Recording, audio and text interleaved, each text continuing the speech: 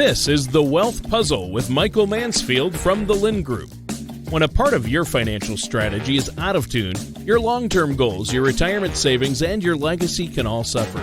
With many years of experience in the financial industry, Michael provides his clients and prospects with the information they need regarding Social Security, retirement income planning, wealth management, and much more. Listen in as we address your financial concerns and provide helpful solutions to put you on the path to achieving your retirement goals. And now, here is The Wealth Puzzle with Michael Mansfield.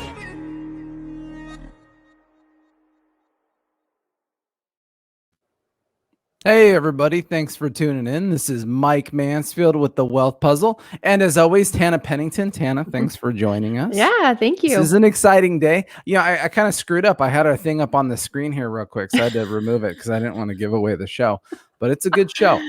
You know what I've realized? We forgot to mention, though, that this is two-sided. Anybody who's watching the show on YouTube or Rumble, you've noticed that it's gotten way more awesome all of a sudden, right? We got this cool intro video. It's feeling fancy. I said it would take some time, but we're slowly legitimizing our process here. So that's better.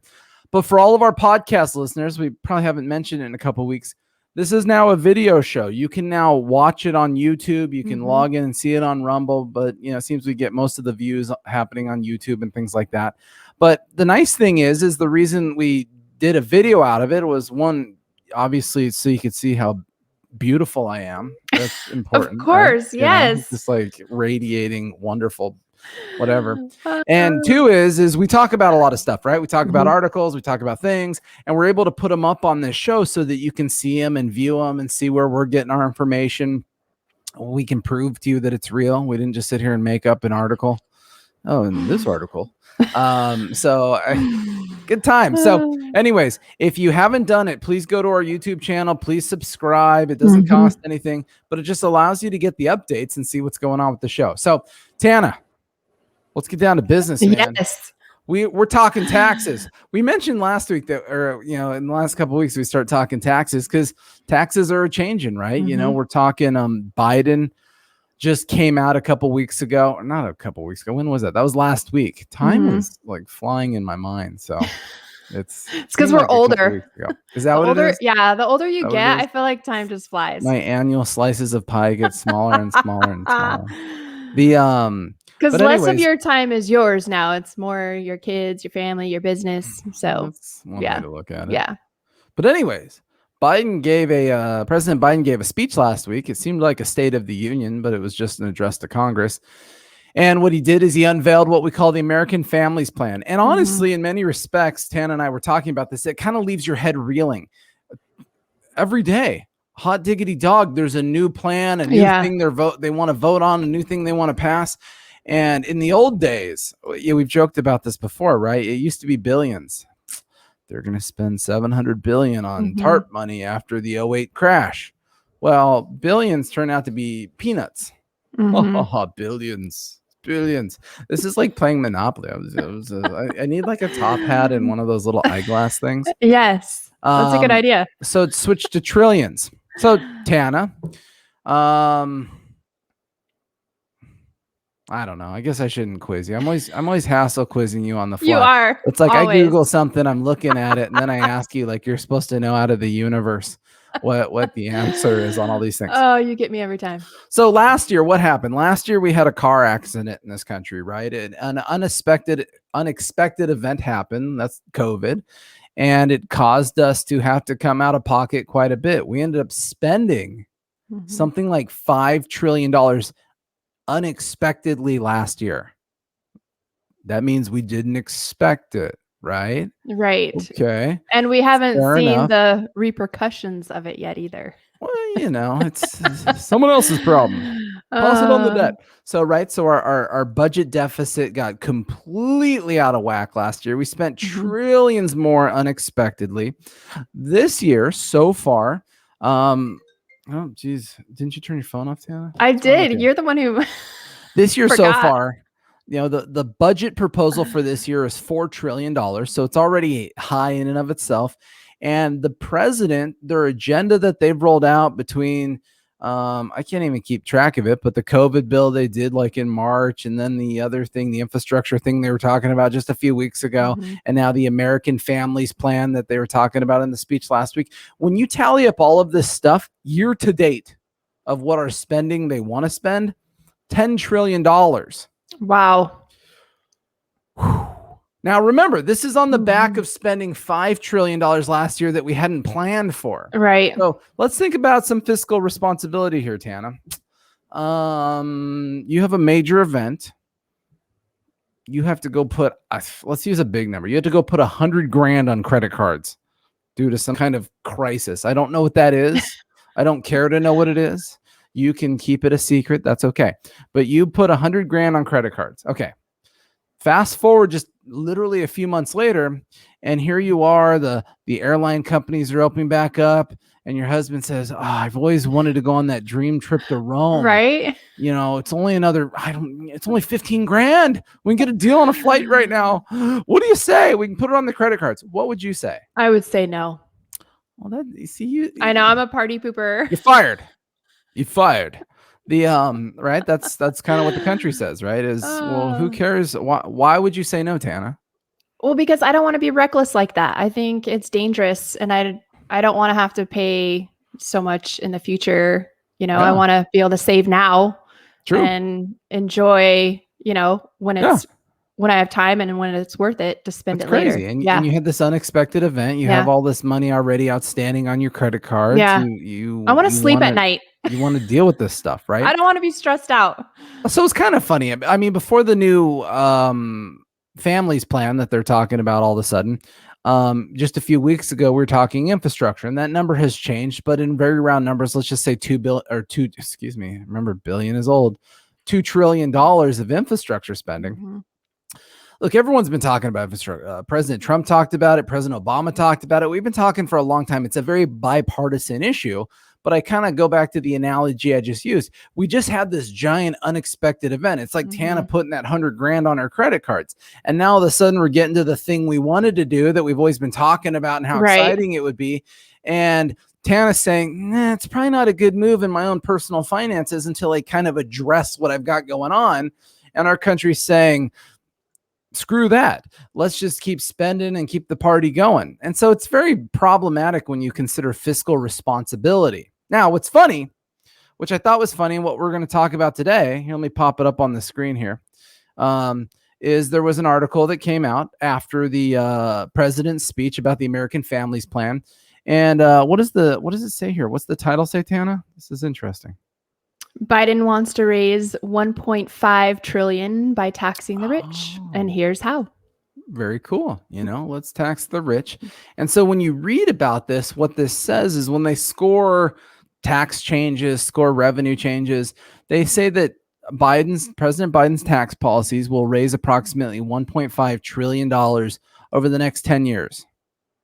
And this is the solution that they've come up with in order to pay for all the things they propose. Now, Tana, just a second ago, I told you how much they were planning on spending this year. Do you remember what that magic number was? Started with a 10. Trillion. With a trillion. 10 trillion. Yes. Okay, so now those are proposals, right? It's not passed yet, so don't hold me to it. But this is what they would like to do. So, if they get their way, it's a real thing. So tell me, if you spent $10 trillion and then you turn around and you raise $1.5 trillion, would you say that you're finally even and everything is back to normal? No way. Well, how can that be? Because that's here's what we're going to spend and here's how we're going to pay for it. That's only a little teeny portion of it. Spend and here's how we're going to pay for it. Problem solved. Oh, dear. No. Oh, wow. And nobody can figure out why inflation is starting to creep up. Right. Okay. So if we drill down on this article, though, it's very interesting, right? So obviously they want to raise $1.5 trillion to help pay for some of these things. They want to do a lot of tax changes in order to do this. So the rhetoric is, let's just tax the quote unquote rich people. And then it's easy for people to get on board with because it's not them, right? I'm not considered rich. Right. I won't be paying more tax according to the article. Tana, are you considered a rich person per this article? No. Close though, right? So you're like right on the edge. Just like right on the edge. Just you live in there. You're like, I need to go get a second job, and that'll push me over. Stallone cliffhanger. You're just right there on the wire. Are you gonna fall over? So, 400,000 or more, pretty healthy income. Mm-hmm. Obviously, this doesn't impact a lot of people. It complicates even further of what that means. Anyway, so if we scrizzle down through this thing, was there, let's see what we can come across, Tana. I mean, obviously we can kind of talk about some details. This one's kind of interesting though, is the new top tax bracket will go from 37% to 39.6%. Right. Now you would say, well, who cares, Mike? That's only an increase of 2.6%. That's not that big of a deal, right? Right. Well, it's not that easy. And remember, I realize that for our core clients, for our audience, obviously not a lot of this applies to you, but you need to understand how this applies to society, because there's a joke out there that says, have you ever gotten a job from someone who wasn't considered a rich person? Yeah, it's true. Right. So, there is a relevance to some people having money, is they do create industry, they do hire people, they do things. And so how would this impact them? So what happens is the top tax bracket, that 37%, it doesn't kick in till you make like $650,000 of income, right? Mm-hmm. Well, right. Like, yeah, it's my problem today. Not our problem today. We admit that. Now, I know all of you have probably thought more of me and thought that, I was probably right there somewhere. You can keep thinking that of me. That's okay. And hopefully someday. But what they're doing is they're going to eliminate the 35% bracket and the 32% bracket all the way down to 400,000. So they're actually blowing out brackets. They're bringing this 39.6 thousand all the way down to that $400,000 income, which actually now becomes a massive tax increase for these high earners. It really will be a stinger, a little punch in the tummy kind of a thing. Yeah, very drastic. Yeah, no, it's a while. Now, once again, remember, these are proposals. So we're talking proposals today. What happens? What gets debated? What the winning solution is? I don't know, but obviously very conscious stuff to be aware of. Okay, so that's kind of part one. Oh, let's see. Blah, blah, blah, blah, blah. Okay, doubling the capital gains rate. So for those big heavy hitters, right? Now, this is funny because I saw an article the other day that when they were talking about this law, they want to make people that make over $1 million. And you think, okay, well, that's not me. It's probably Mike and Tana, but it's not me. I'm doing like the opposite, like the movie The Secret, where I'm like, maybe if I like push it away, it'll come back. Right. So reverse psychology. I don't want to make $1 million. I don't want to push it away. And then the magnetic polarity of it. So now I gotta leave right now. I gotta go check my mailbox, see if there's any money in it. Maybe I'll win the Powerball. Wouldn't that be wild? Anyways, if you make over $1 million, they want to essentially, in very simple numbers, double the capital gains rate. So a top income earner at the moment pays 23.8% in capital gains, and they want to increase that to 43.4%. Think about that. If you're that big earner, or that person is that big earner, for every dollar that they sell on an investment, that's a gain. 43.4%. Oh wait, that's just federal. What about the state? State of California at that income level would have a 13.3% tax also. So if that's the case, you're paying almost 57% in California. Wow. Based on that. Now, fun fact about capital gains, Tana. Let's see if I'm going to quiz you. Everyone, I've gotten some criticism about hassling on here. Right? And I've decided to go against all of that. I'm against the grain, right? Against the grain. All right. President Reagan, do you remember him? Yes. You're not old enough to remember, but thanks for lying to the audience. That's all right. I remember him, so you probably might. Do you think President Reagan lowered taxes or increased taxes? I would say lower. He did. He lowered the federal tax brackets. Yeah. True. But it was a trick question, and I'm sorry. So the reality was everybody knows Reagan for lowering taxes, and he lowered federal tax revenue, corporate tax revenue. But one thing that he did, in fact, increase was capital gains tax revenue. Now, this is funny. Remember, what is the rhetoric of this? Hey, we're going to double the capital gains rate. Don't worry. Only rich people are subject to that. It's going to raise tax revenue. It's going to be awesome. We're going to build bridges. Life is good, right? So fun fact, we got to go back in history to find this stuff. We got to put this stuff in practice. Okay, fair enough. True statement. Let's stress test this real quick. What happens? Reagan actually increased capital gains taxes. And guess what happened to federal tax revenue collected on capital gains, Tana? It decreased? It went down. Now, why would it go down? Because a rich person says, wait a second, in this example, why the heck would I sell something and be guaranteed a 55% loss? So they just hold on to it. I could suffer a massive stock market loss that's not that bad and be okay, right? So why would I do that? I'll hold this stuff for 10 or 15 years and wait for the next person to change it, right? Yeah, so guess what? You exponentially raise this stuff and tax revenue goes down. Well, that sounds oddly counterintuitive when our job is to try to create more tax revenue right now to pay for all of our stuff. Yeah, no, that's a good point. Forward. Bill Clinton, do you think he's known for raising or decreasing taxes? Raising. That's what you would think, right? He's a Democratic president. They kind of believe in this bottom-up kind of conversation. Fun fact, though, President Clinton, we gotta keep it family friendly. You don't use first names of presidents, right? The President Clinton, he actually lowered capital gains rates. Yeah. Isn't that weird? Like everyone thinks it's the opposite, and it's totally true, because I didn't know this till once again I read about it and learned about it. So what happened when he lowered capital gains taxes to federal tax revenue collected on capital gains?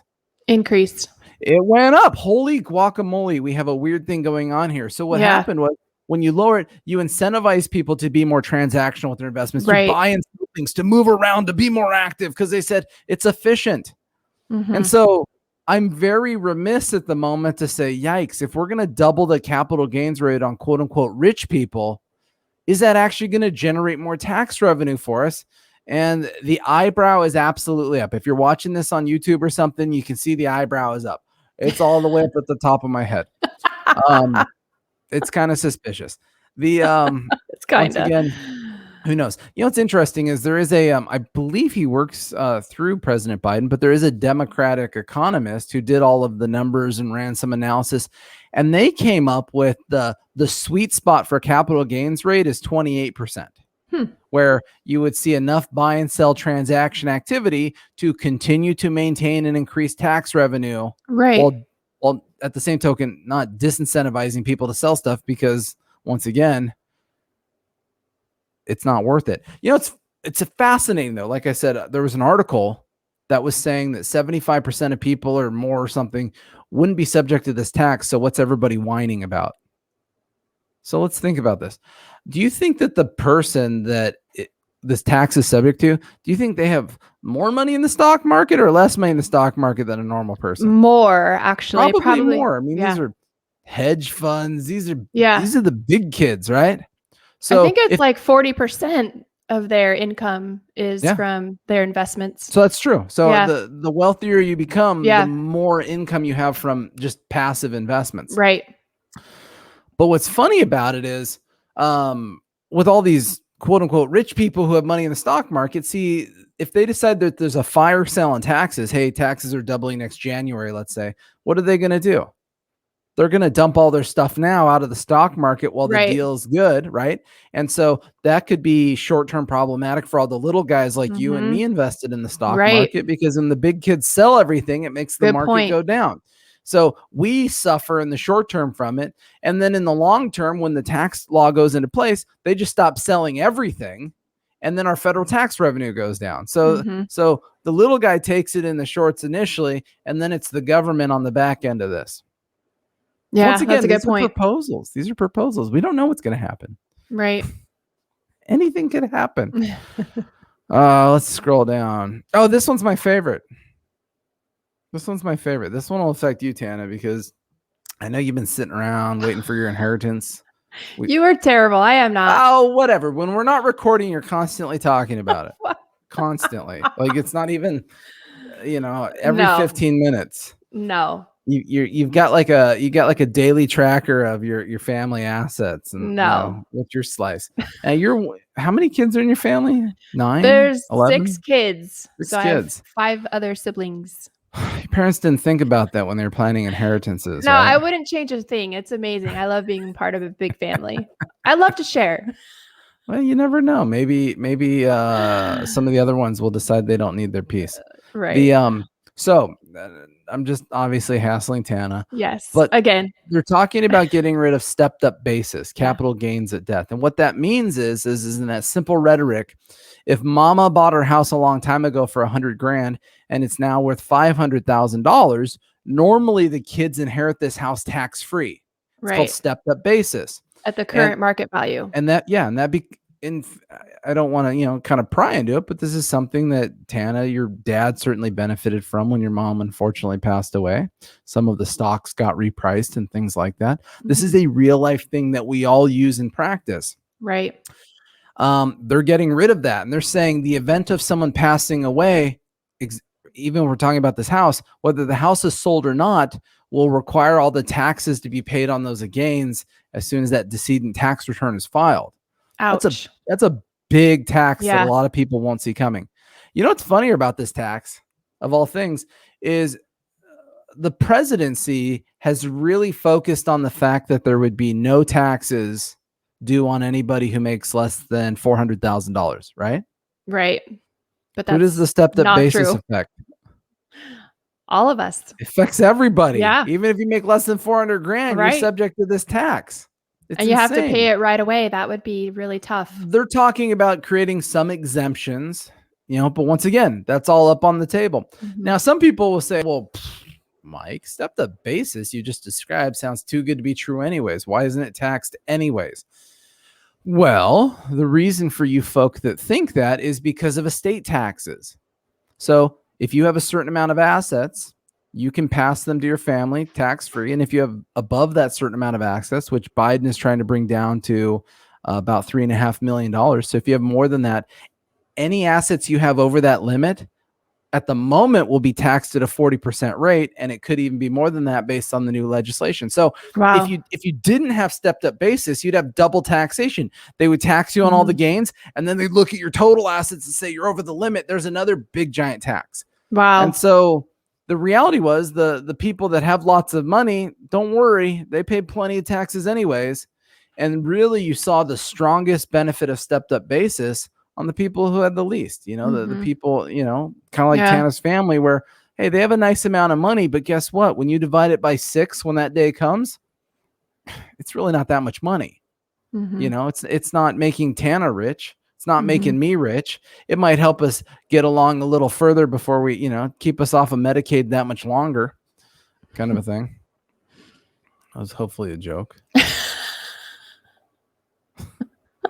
Hopefully. But at the same token, the reality is there's things that could be potentially really impactful to the individual.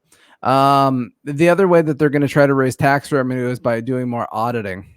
Yeah, I saw that. Now, what is the connotation of auditing? When people hear the word IRS audit, what do they think?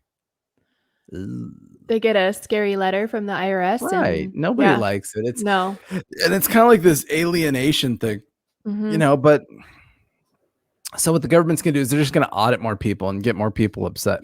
So, I don't know. Maybe they'll find more money. They're hoping that will raise $700 billion over the next decade. For doing that. Yeah. But once again, we'll see what happens. Like I said, it's fascinating when you look at the cause and effect, especially, increasing capital gains rates, going back to some of those historical examples of Reagan and Clinton and things like that. Anyway, so what are we talking about today? So far, we've talked about the idea of raising taxes. Well, raising taxes is a good thing, right? Because that's going to create more tax revenue, right? Right? Maybe not. So here's a fun little thing to just blow a crater in the hole of all of this. Okay. Can everybody see this up on the screen? So this is a spreadsheet. So if you were super bored, I obviously find myself super bored occasionally. and you were to go to the IRS website, this is literally downloaded from the IRS website. You can go to the IRS website and you can Google, total tax collection. And what it does is you can see here, I've got 2015 through 2019 on the screen showing total federal tax revenue collected. Now, what happened that is kind of causing all of this? So in 2017, President Trump passed the Tax Cut Jobs Act, right? And that got a lot of flack. It's been getting a lot of flack for the last 4 years. President Biden was talking about it last week in his speech. Is a lot of flack, his tax cuts for the rich and all this kind of stuff.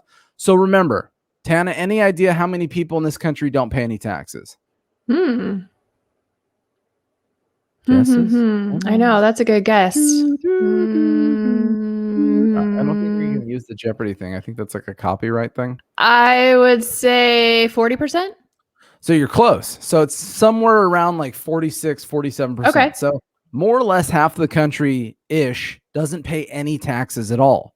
Right. And that's a pretty consistent statistic. For example, the median income last year in 2019, because that's the data we have at the moment, hit an all-time high of like $63,000. If you're a married couple making $63,000 and you have 2 children, obviously, living well in California is different on that than living well in Tennessee.